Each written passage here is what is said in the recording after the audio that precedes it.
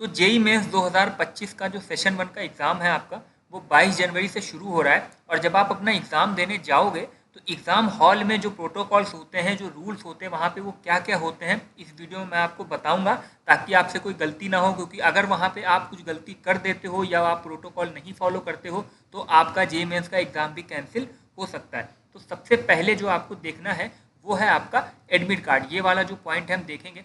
जब भी आप अपना एडमिट कार्ड डाउनलोड करें तो वहाँ पे आपको अपनी पूरी डिटेल्स देखनी है कि आपकी जो पर्सनल डिटेल है वो बिल्कुल सही मैच हो रही है कि नहीं।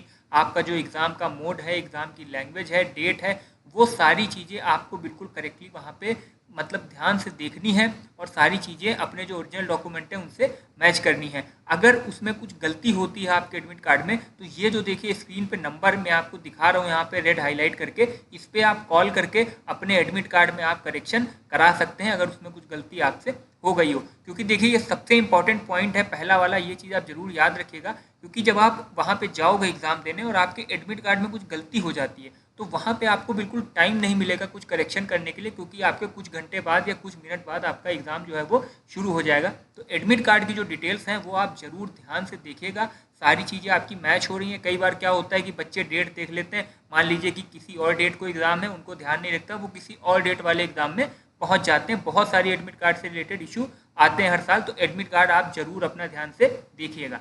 सेकंड हम पॉइंट की बात करते हैं कि आपका जो एग्ज़ाम का सेंटर है, तो सबसे पहले आपको एक स्लिप मिली होगी जिसमें आपकी सिटी लिखी होगी, फिर एडमिट कार्ड में जो आपका एड्रेस है एग्ज़ाम का वो लिखा होगा। वहाँ पे जब आप पहुँचेंगे तो मान लीजिए कि आपका शिफ्ट 1 में एग्ज़ाम है, मान लीजिए 9 बजे से आपका सुबह एग्ज़ाम है। अब ऐसा नहीं है कि आपको 8:30 बजे वहाँ पे पहुँचना है, ऐसा नहीं करना है। आपको अपने एग्ज़ाम सेंटर 2 घंटे पहले एटलीस्ट वहाँ पे पहुँच जाना है। क्योंकि देखिए होता क्या है, मैं आपको थोड़ा प्रोसेस बता देता हूँ। जब आप एग्ज़ाम सेंटर में पहुँचोगे तो अकेले आप नहीं होगे वहाँ पे आपको बहुत सारे और बच्चे मिलेंगे, फिर आपकी लाइन लगेगी, फिर लाइन वाइज लाइन आपकी चेकिंग होगी। मतलब आपका एडमिट कार्ड मैच किया जाएगा कि हाँ आप सही सेंटर में आए हो, आपका जो एग्ज़ाम है वो सारी वहाँ पे डिटेल उसमें आपके एडमिट कार्ड में देखी जाएंगी। तो इन चीज़ों में टाइम लगता है। अब मान लीजिए अगर आप वहाँ पे 8 साढ़े 8 बजे पहुँचते हो, 9 बजे आपका एग्ज़ाम है, अब वहाँ पे आपकी चेकिंग होगी, आपकी पूरे जो कपड़े हैं, बेल्ट वगैरह है, टोपी वगैरह, वो आपकी साइड में रखी जाएगी, सारी चीज़ें करी जाएंगी। अगर उसमें लेट होता है तो आपका जो एग्ज़ाम है उसमें भी आपको कम टाइम मिलेगा। ऐसा नहीं होगा कि आपको बिना चेकिंग के ही अंदर जल्दी में भेज दिया जाए, ऐसा कुछ भी नहीं होता है। तो अपने एग्ज़ाम सेंटर एटलीस्ट आप, अगर आपका 9 बजे एग्ज़ाम है तो आप वहाँ पे 7 बजे अपने एग्ज़ाम सेंटर हर हाल में पहुँच जाइएगा। ठीक है, तो एग्ज़ाम सेंटर आपको 2 घंटे पहले पहुँचना है। थर्ड हम बात करते हैं, यहाँ पे देखिए आपको अपना एक आईडी प्रूफ भी ले जाना है। अब मान लीजिए जैसे आपने जेई मेंस के लिए अप्लाई किया, ठीक है, अब वहाँ पे आपने आधार कार्ड या जो भी आपका आईडी प्रूफ है वो वहाँ पे आपने लगाया है। तो अब आपको वो आईडी प्रूफ वहाँ पे लेके जाना है। एक आप उसको अपने मोबाइल मतलब जब लेके जाइए, आप किसी के साथ जरूर जाओगे तो मोबाइल वगैरह से आपको बाहर ही छोड़ना होगा, लेकिन आप जिसके साथ जा रहे हैं उसके मोबाइल में या आप अपने मोबाइल में भी एक आईडी प्रूफ की सॉफ्ट कॉपी आपके पास हो, मतलब उसको कभी भी आप डाउनलोड कर सकते हो, अगर वहाँ पे ज़रूरत पड़े उसका प्रिंट आउट निकलवा सकते हो। और एक उसका प्रिंट आउट भी आप लेके जाइए जिसमें आपकी फोटो हो, ठीक है। और एडमिट कार्ड के साथ भी आप यही करिए कि एक आपका जो उसमें पीडीएफ है वो आप अपने मोबाइल में, आप जिसके साथ जा रहे हो उसकी सॉफ्ट कॉपी उसमें होनी चाहिए। जैसे मान लीजिए वहाँ पे आपका कुछ मुड़ गया या उसमें कुछ सही से दिखाई नहीं दे रहा है, वहाँ पे रिजेक्ट हो जाए, तो तुरंत आप वहाँ पे जाके नया उसको आप एक सॉफ्ट कॉपी पीडीएफ भेजोगे, वो आपको प्रिंट आउट निकाल के दे देगा। तो एक सॉफ्ट कॉपी आपके पास होनी चाहिए और एक फोटो कॉपी भी आपके पास होनी चाहिए। तो ये चीज़ें आप याद रखिएगा। और भी अगर आपके पास कुछ जैसे आपकी फ़ोटो है या दूसरी कोई आईडी है तो वो भी आप ले जा सकते हैं, लेकिन वो आईडी आपको जरूर ले जानी है जो आपने अपने जेई मेंस के एप्लीकेशन में मेंशन करी थी और उसमें आपकी फ़ोटो भी होनी चाहिए, ठीक है। तो तीसरा पॉइंट हमारा डूज का ये हो गया। फोर्थ हमें क्या करना है कि जब आप देखिए, जब आपकी अब चेकिंग वगैरह सब हो जाएगी, आप अपने एग्जाम हॉल के अंदर जाओगे तो वहाँ पे एक इन्विजिलेटर होगा जो आपको सारे रूल्स बताएगा। अगले 3 घंटे कैसे कैसे आपको क्या करना है वो आपको बिल्कुल ध्यान से सुनना है। क्योंकि देखिए ये सेंट्रल लेवल का एग्ज़ाम है, या आपकी स्कूल का एग्ज़ाम अभी तक आपने दिया होगा कि उसमें ऐसा नहीं होता है कि आप बोल दो सर 5 मिनट और या मैम 10 मिनट और रुक जाइए, ऐसा वहाँ पे नहीं होता है। जैसे ही घड़ी में 3 घंटे पूरे होंगे आपसे आपकी कॉपी ले ली जाएगी। तो अगर कोई टीचर बोलता है वहाँ पे जो इन्विजिलेटर होता है कि 5 मिनट बचे हैं, आप अपना जल्दी करिए, तो आप उसके इंस्ट्रक्शन को ध्यान से सुनिए और उसे फॉलो करिए। और वहाँ पे कहाँ पे बैठना है, कौन सी आपकी सीट है, वो सारी वो चीज़ें आपको बताएगा। तो एक एक चीज़ ध्यान से सुनिए। आप किसी दूसरे बच्चे के उसमें बैठ जाओगे फिर आपको दिक्कत होगी। देखिए उस टाइम पे क्या करना है आपको, जैसे मान लीजिए आप किसी दूसरे बच्चे बैठ गए, फिर आपकी सीट तो चेंज हो जाएगी, लेकिन आपका समय खराब होगा और आपका जो माइंड है वो अपने एग्जाम से डाइवर्ट हो जाएगा। आपने इतनी सारी चीज़ें जो याद करी हैं साल भर में, वो उस 3 घंटे में आपको पूरी मेमोराइज करनी है। तो आप कुछ भी ऐसा मत करिए कि आपका माइंड किसी दूसरी तरफ जाए या डाइवर्ट हो जाए कि हमारी सीट चेंज हो गई, या कुछ भी ऐसा आप मत करिए कि आपका माइंड जो आपका एग्जाम है उससे डाइवर्ट हो जाए। बिल्कुल आप ठंडे दिमाग से अपना पूरा एग्जाम दीजिए। तो ये तो हमने डूज की बात कर ली। अब हम बात करते हैं डोंट्स की, कि आपको क्या नहीं करना अपने एग्जाम हॉल में।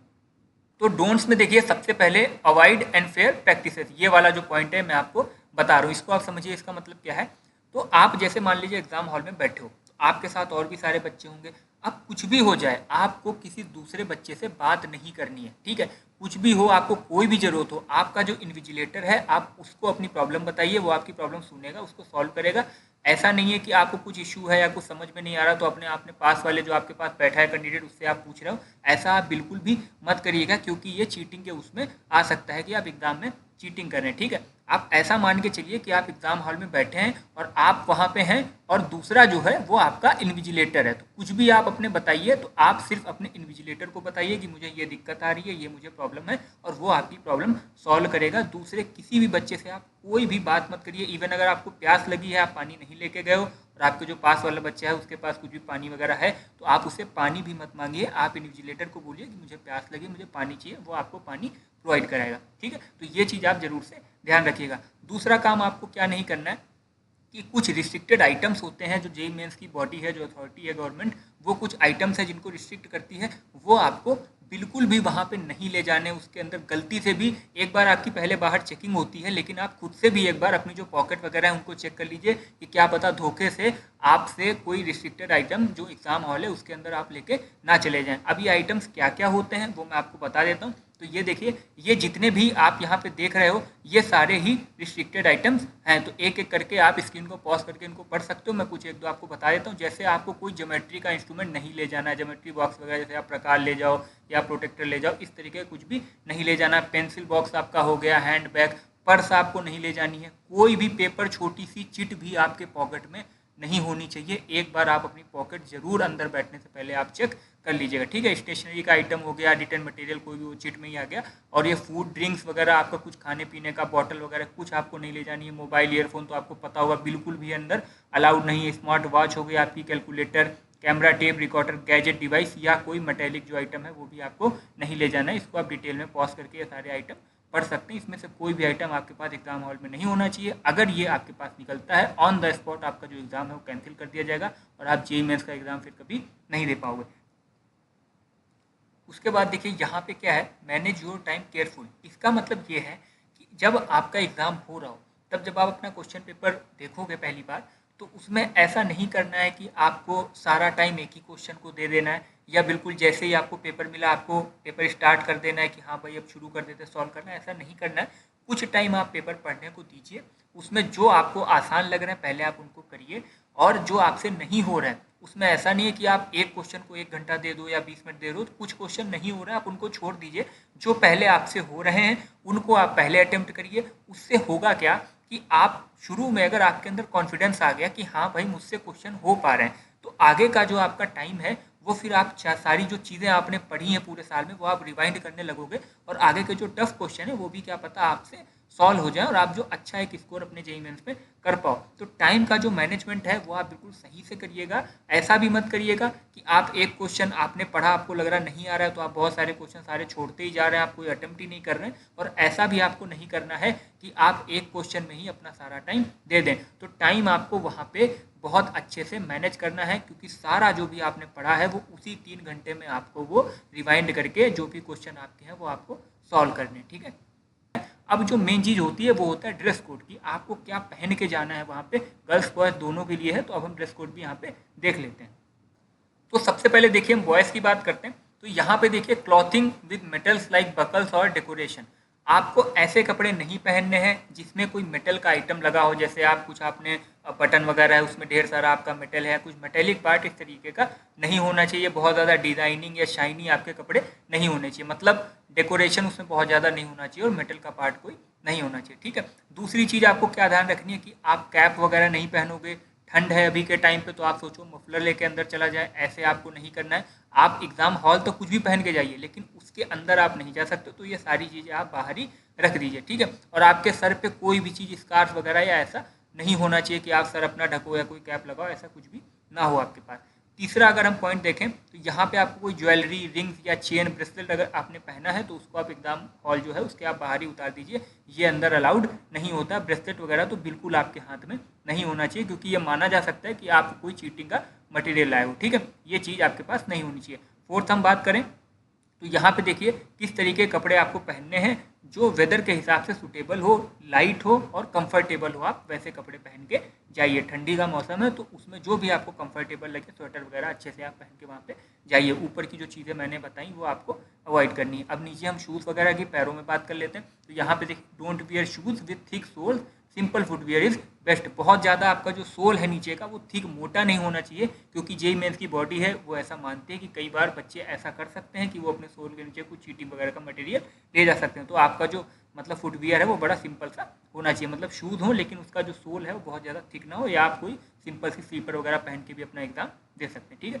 तो ये तो हो गई बॉयज़ की बात। अब हम गर्ल्स की बात कर लेते हैं। तो यहाँ पे देखिए गर्ल्स के लिए भी सेम रहेगा। कुछ चीज़ें हैं जो चेंज हैं। तो सबसे पहले देखिए, अवॉइड यहाँ पे दुपट्टा, scarf, cloth with metal atom, ठीक है। मेटल आइटम्स नहीं होना चाहिए, कोई दुपट्टा आपका नहीं होना चाहिए, स्कार्फ वगैरह। यहाँ पे देखिए एक चीज़ आपको कॉमन मिलेगी ड्रेस कोड में, कि ऐसी कोई भी चीज़ जिससे चीटिंग करने की चांसेस हो वो आपको अवॉइड करने। लेकिन मैं फिर भी आपको डिटेल में यहाँ पे बता देता हूँ, ठीक है। यहाँ पे भी गर्ल्स के लिए भी वही है कि आपको कंफर्टेबल क्लॉथ पहनने हैं, सीजन के हिसाब से जो आपको बेस्ट लगे वो आप सूटेबल पहन के जाइए। तीसरा यहाँ पे भी सेम है लड़कों की तरह, कि आपको कोई ज्वेलरी हो गया, रिंग वगैरह बहुत बड़ी, या कोई ऑर्नामेंट्स पहन के वहाँ पे एग्जाम हॉल में नहीं जाना है। एग्जाम हॉल तक आप जा सकते हो, लेकिन जो एग्जाम जहाँ पे आप बैठ के एग्जाम दोगे वहाँ पे ये चीज़ें अलाउड नहीं होती। तो इनको आप बाहर ही उतार दीजिए, ठीक है, अगर आपने पहना भी है तो। Stay away from heavy accessories like goggles और ब्रेसलेट। फिर वही है कि आप वही बहुत बड़ा मतलब धूप वाला इस तरह का चश्मा मत लेके जाइए। अगर आपका चश्मा जो आपका आई साइड में कुछ प्रॉब्लम है वो वाला आप नॉर्मली लगा सकते हैं, लेकिन जो धूप वाला चश्मा होता है, गॉगल्स वगैरह, वो आपको नहीं पहनने हैं। और ब्रेसलेट वगैरह कोई भी ऐसी स्मार्ट वॉच या आपके हाथ में नहीं होनी चाहिए जिससे कि ऐसा लगे कि आप चीटिंग कर सकते हो। तो ये आपका ड्रेस कोड हो गया, ठीक है। तो ये सारी चीज़ें थी, ये सारे रूल्स अगर आप फॉलो करते हो तो स्मूथली आप अपना एग्जाम दे पाओगे। और आपका एग्जाम शुरू होने वाला है। जो भी बच्चे एग्जाम देंगे उनको बेस्ट ऑफ लक। आपका एग्जाम बहुत अच्छा हो और आगे फिर आपका जो भी है काउंसलिंग वगैरह का, इस चैनल पे वो भी डिटेल्स आपको मिलेगी। तो चैनल को आप सब्सक्राइब कर लीजिएगा, वीडियो को लाइक कर दीजिएगा। मिलते हैं हम नेक्स्ट वीडियो में। बेस्ट ऑफ लक जितने भी स्टूडेंट वीडियो देख रहे हैं उनको जेईई मेंस के एग्जाम के लिए।